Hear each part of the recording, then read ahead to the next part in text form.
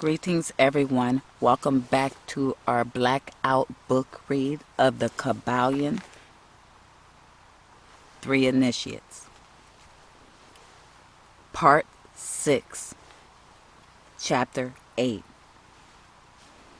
The Planes of Correspondence. As above, so below. As below, so above. The KYBALION.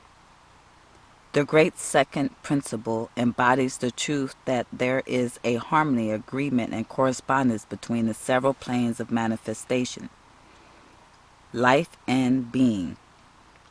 This truth is a truth because all that is included in the universe emanates from the same source, and the same laws, principles, and characteristics apply to each unit or combination of units of activity as each manifests its own phenomena upon its own plane. For the purpose of convenience of thought and study, the Hermetic philosophy considers that the universe may be divided into three great classes of phenomena, known as the three great planes, namely: 1. The great physical plane. 2. The great mental plane. 3. The great spiritual plane. These divisions are more or less artificial and arbitrary, for the truth is that all of the three divisions are but ascending degrees of the great scale of life, the lowest point of which is the undifferentiated matter, and the highest point that of spirit. And moreover, the different planes shade into each other, so that no hard and fast division may be made between the higher phenomena and the the higher phenomena of the physical and the lower of the mental, or between the higher of the mental and the lower of the physical. In short, the three great planes may be regarded as three great groups of degrees of life manifestations. While the purposes of this little book do not allow us to enter into an extended discussion of or explanation of the subject of these different planes, still we think it well to give a general description of the same at this point. At the beginning, we may as well consider the question so often asked by the neophyte, who desires to be informed regarding the meaning of the word plane, which term has been very freely used and very poorly explained in many recent works upon the subject of occultism. The question is generally about as follows: is a plane a place having dimensions, or is it merely a condition or state? We answer, no, not a place nor ordinary dimensions of space, and yet more than a state or coordination. It may be considered as a state or condition. We answer, no, not a place nor ordinary dimension of space, and yet more than a state of condition. It may be considered as a state or condition, and yet the state or condition is a degree of dimension and a scale subject to measurement. Somewhat paradoxical, is it not? But let us examine the matter. A dimension, is a measure in a straight line relating to measure, etc. The ordinary dimension of space are length, breadth, and height, or perhaps length, breadth, height, thickness, or circumference. But there is another dimension of created things, or measure in a straight line, known to occultists and to scientists as well, although the latter have not as yet applied the term dimension to it, and this is new dimension, which, by the way, is the much speculated about fourth dimension, is the standard use in determining the degrees or planes. This fourth dimension may be called the dimension of vibration. It is a fact well known to modern science as well as to the Hermetists, who have embodied the truth in their mind hermetic principle that everything is in motion, everything vibrates, nothing is at rest. From the highest manifestation to the lowest, everything and all things vibrate. Not only do they vibrate at different rates of motion, but as in different directions and in a different manner. The degree of the rate of vibrations constitute the degrees of measurement on the scale of vibrations. In other words, the degrees of the fourth dimension.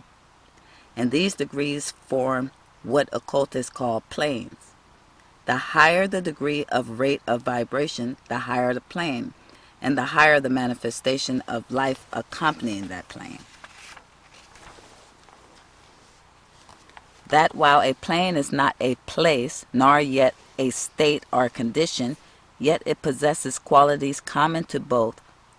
We shall have more to say regarding the subject of the scale of vibration in our next lessons, in which we shall consider the hermetic principle of vibration. You will kindly remember, however, that the three great planes are not actual divisions of the phenomena of the universe, but merely arbitrary terms used by the Hermetists in order to aid in the thought and study of the various degrees and forms of universal activity in life. The atom of matter, the unit of force, the mind of man, and the being of the archangel are all but degrees in one scale, and all fundamentally the same. The difference between solely a matter of degree and rate of vibration. All are creations of the All, and have their existence solely within the infinite mind of the All. The Hermetists subdivide each of the three great planes into 7 minor planes, and each of these latter are also subdivided into 7 subplanes, all divisions being more or less arbitrary, shedding into each other and adopted merely for convenience of scientific study and thought. The great physical plane in its 7 minor planes is that division of the phenomena of the universe which includes all that relates to physics, our material things, forces, and manifestations. It includes all forms of that which we call matter and all forms of that which we call energy or force. But you must remember that the Hermetic philosophy does not recognize matter as a thing in itself or as having a separate existence even in the mind of the All. The teachings are that the matter is but a form of energy, that is, energy at a low rate of vibration of a certain kind. And accordingly, the Hermetists classify matter under the head of energy and give to it 3 of the 7 minor planes of the great physical plane. These 7 minor physical planes are as follows. 1. The plane of matter, A. 2. The plane of matter, B. 3. The plane of matter, C. 4. The plane of matter, the plane of ethereal substance. 5. The plane of energy, A. 6. The plane of energy, B. 7. The plane of energy, C. The plane of matter, A, comprises the forms of matter in its form of solids, liquids, and gases as generally recognized by the textbooks on physics. The plane of matter, B, comprises certain higher and more subtle science is but now recognizing the phenomena of radiant matter and its phases of radium, etc., belonging to the lower subdivision of the minor plane. The plane of matter C comprises forms of the most subtle and tenuous matter, the existence of which is not suspected by ordinary scientists. The plane of the ethereal substance comprises that which science speaks of as the ether, a substance of extreme tenuity and elasticity, pervading all universal space and acting as a medium for the transmission of waves of energy, such as light, heat, electricity, etc. This ethereal substance forms a connecting link between matter, so-called, and energy, and partakes of the nature of each. The Hermetic teachings, however, instruct that this plane has 7 subdivisions, as have all the minor planes, and that in fact there are 7 ethereals instead of but 1. Next, above the plane of ethereal substance comes the plane of energy A, which comprises the ordinary forms of energy known as to science, its 7 subplanes being respectively heat, light, magnetism, electricity, and attraction, including gravitation, cohesion, chemical affinity, etc. The several other forms of energy indicated by scientific experience, but not as yet named, are classified. The plane of energy B comprises 7 subplanes of higher forms of energy not as yet discovered by science, but which have been called nature's finer forces, and which are called into operation and manifestations of certain forms of mental phenomena, and by which such phenomena becomes possible. The plane of energy C comprises 7 subplanes of energy so highly organized that it bears many of the characteristics of life, but which is not recognized by the minds of men on the ordinary plane of development.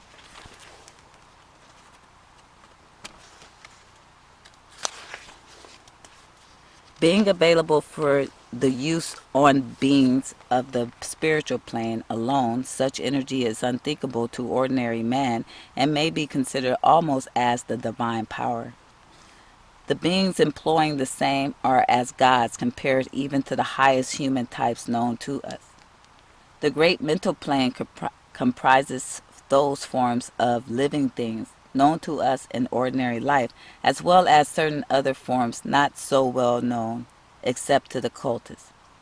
The classifications of the 7 minor mental planes is more or less satisfactory and arbitrary, unless accompanied by elaborate explanations which are foreign to the purpose of this particular work, but we may as well mention them. They are as follows. 1. The plane of mineral mind. 2. The plane of elemental mind, A. 3. The plane of plant mind. 4. The plane of elemental mind, B. 5. The plane of animal mind. 6. The plane of elemental mind, C. 7. The plane of human mind. The plane of mineral mind comprises the states of conditions of the units are entities, are groups and combinations of the same, which animate the forms known to us as minerals, chemicals, etc. These entities must not be confounded with the molecules, atoms, and corpuscles, if I said that right, themselves.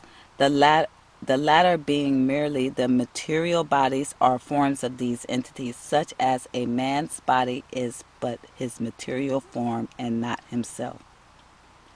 These entities may be called souls in one sense, and are living beings of a low degree of development, life, and mind, just a little more than the units of living energy which comprise the higher subdivisions of the highest physical plane. The average mind does not generally attribute the possession of mind, soul, or life to the mineral kingdom, but all occultists recognize the existence of the same, and modern science is rapidly moving forward to the point of view of the Hermetic in this respect. The molecules, atoms, and corpuscles have their love and hates, likes and dislikes, attractions and repulsions, affinities and non-affinities, etc. And some of the more daring of modern scientific minds have expressed the opinion that the desire and will, emotions and feelings of the atoms differ only in degree from those of men. We have no time or space to arrange this matter here, All occultists know it to be a fact, and others are referred to some of the more recent scientific works outside corroboration. There are the usual 7 subdivisions to this plane. The plane of elemental mind A comprises the state or conditions and degrees of mental and vital development of a class of entities unknown to the average man but recognized to occultists. They are invisible to the ordinary senses of man, but nevertheless exist and play their part of the drama of the universe. Their degree of intelligence is between that of the mineral and the chemical entities on the one hand and of the entities of the plant kingdom on the other. There are 7 subdivisions to this plane also. The plane of plant mind and its 7 subdivisions comprises the states or conditions of the entities comprising the kingdoms of the plant world, and the vital and mental phenomena of which is fairly well understood by the average intelligent person. Many new and interesting scientific works regarding mind and life in plants having been published during the last decade. Plants have life, mind, and souls, as well as have the animals, man and Superman. The plane of elemental mind B and its 7 subdivisions comprises the states and conditions of a higher form of elemental or unseen entities, playing their part in the general work of the universe, the mind and life of which form a part of the scale between the plane of plant mind and the plane of animal mind, the entities partaking of the nature of both.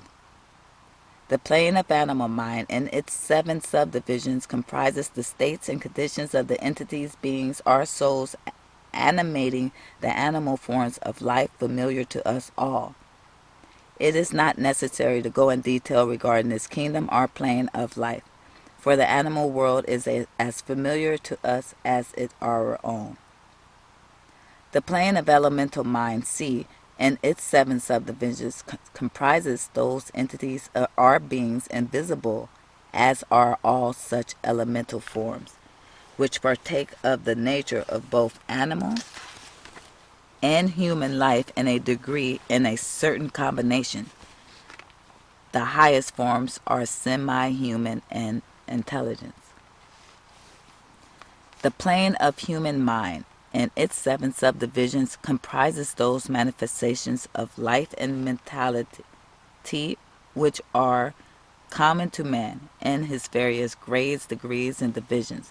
In this connection, we wish to point out the fact that average man of today occupies but the 4th subdivision of the plane of human mind, and only the most intelligent have crossed the borders of the 5th subdivision.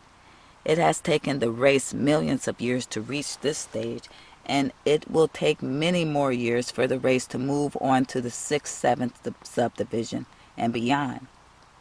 But remember that there have been races before us which have passed through these degrees and then on to higher planes.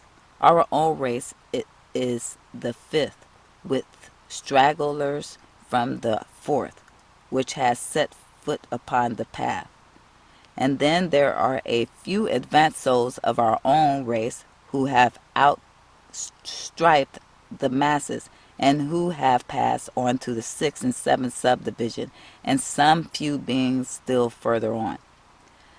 The man of the 6th subdivision will be the Superman. He of the 7th will be the Overman.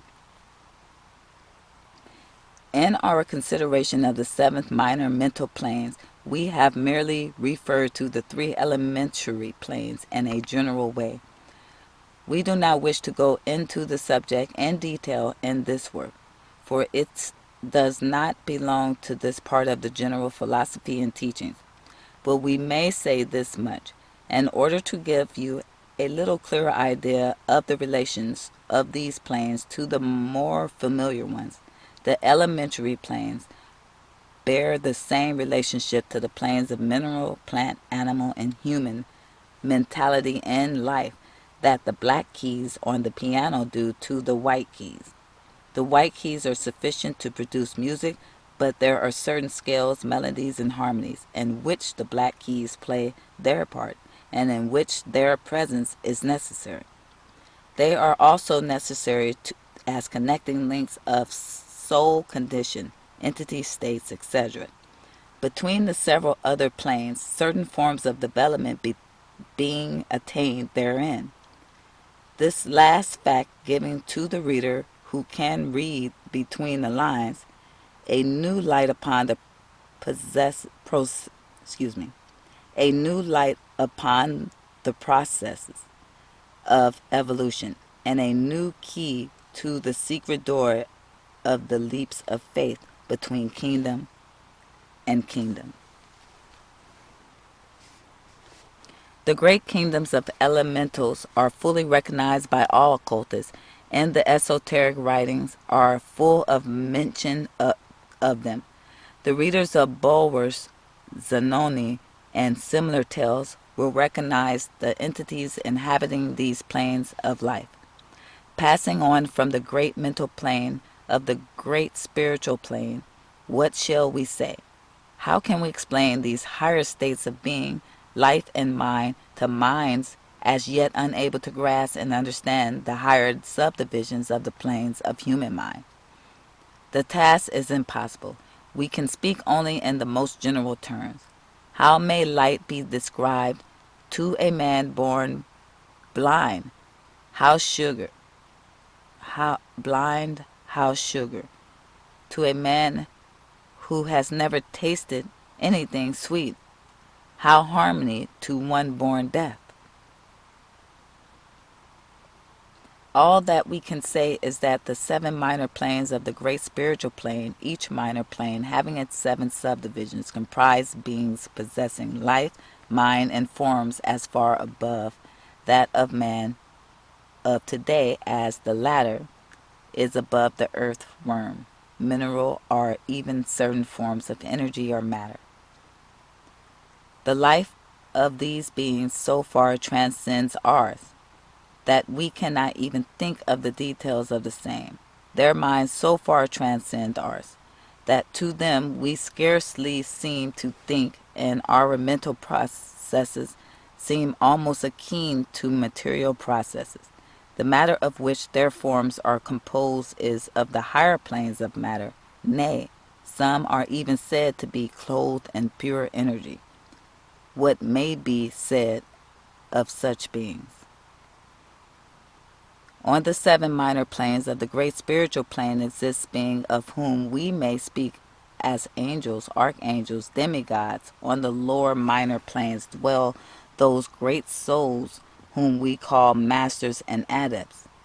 Above them come the great hierarchies of the angelic host, unthinkable to man. And above those come those who may without irreverence be called the gods. So high in the scale of being are they, their being intelligent and power being akin to those attributed by the races of men to their conceptions of deity. These beings are beyond even the highest flights of the human imagination, the word divine being the only one applicable to them. Many of these beings, as well as the angelic hosts, take the greatest interest in the affairs of the universe and play an important part in its affairs. These unseen divinities and angelic helpers extend their influence freely and powerfully in the process of evolution and cosmic progress. Their occasional intervention and assistance in human affairs have led to the many legends, beliefs, religions, and traditions of the race, past and present. They have superimposed their knowledge and power upon the world again and again, all under the law of the all, of course.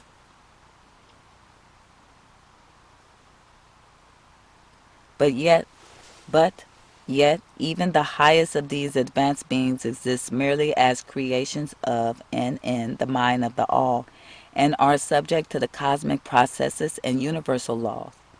They are still mortal.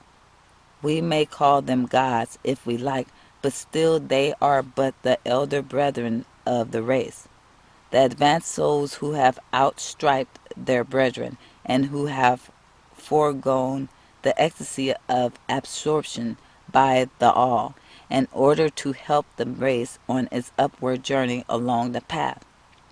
But they belong to the universe and are subject to its conditions. They are mortal, and their plane is below that of absolute spirit.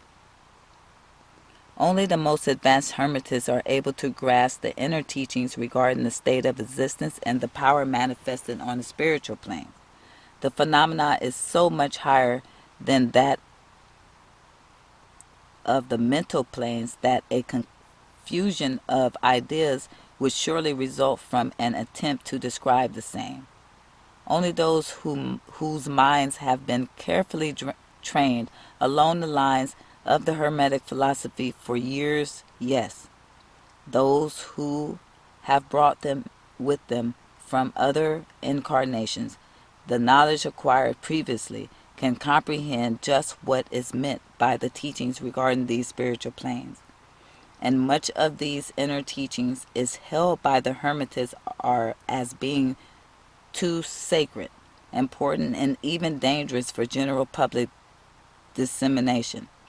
The intelligent student may recognize what we mean by this when we state that the meaning of spirit as used by the Hermetists is akin to living power, animated force, inner essence, essence of life, etc., which meaning must not be confounded with that usually and commonly employed in connections with the term, i.e., religious, extracelestial, spiritual, ethereal, holy, etc., etc.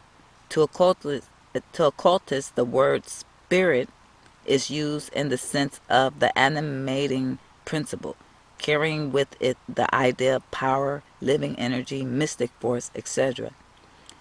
And occultists know that that which is known to them as spiritual power may be employed for evil as well as good ends in accordance with the principle of polarity, a fact which has been recognized by the majority of religions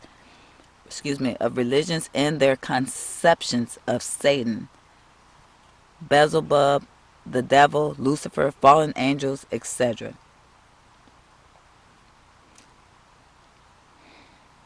And so the knowledge regarding these planes have been kept in the Holy of Holies in all esoteric fraternities and occult orders, in the secret chamber of the temple.